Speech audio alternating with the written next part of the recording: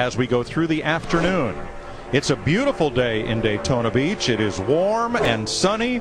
A few big clouds starting to drift in the area of the speedway, but right now over the track it's a cloudless sky as Jeff Gordon, DuPont Chevrolet, is the first driver to take time. And it's kind of interesting.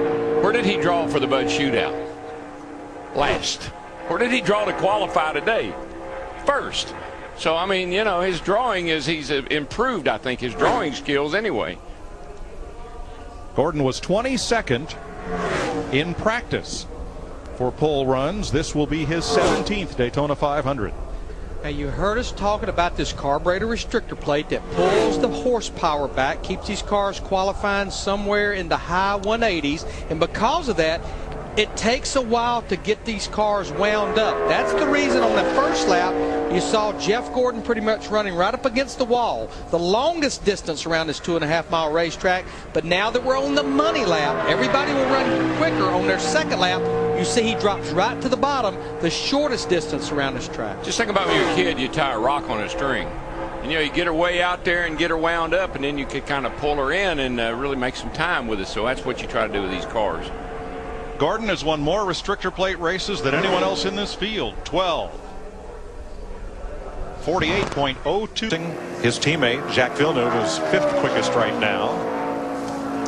And Blaney won a pole at New Hampshire last year, Toyota's first pole in Sprint Cup racing. And he also scored Toyota's best finish of 2007, 3rd at Talladega. I just believe this could be a car that was laying in the weeds yesterday in practice. In fact, they elected not to run the second practice. Tommy Baldwin Jr., the crew chief, tends to have a lot of tricks up his sleeve and he does not show his hand until it's time to show it. Well, I was thoroughly impressed with the way he ran last night. I mean, Blaney was at the front all night long, and he was a factor in every almost move that was made. He would go with somebody, help him get to the front. He never got there. I think he got there once himself, but nonetheless, he was right up there all night long.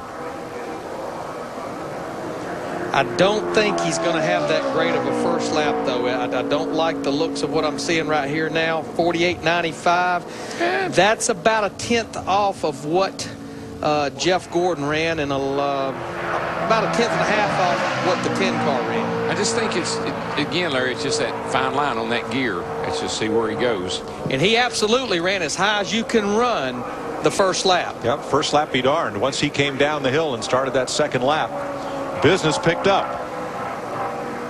And right now he's on track as he goes off through the middle of 3 and 4. Looks like possibly maybe in the mid 48.30s, and it's pretty solid right there.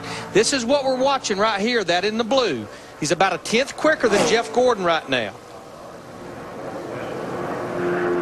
He's definitely going to beat Jeff Gordon, I believe. He will at a 48.35, beats him by 7/100. So right now Blaney in a Toyota's on the pole. Now that does two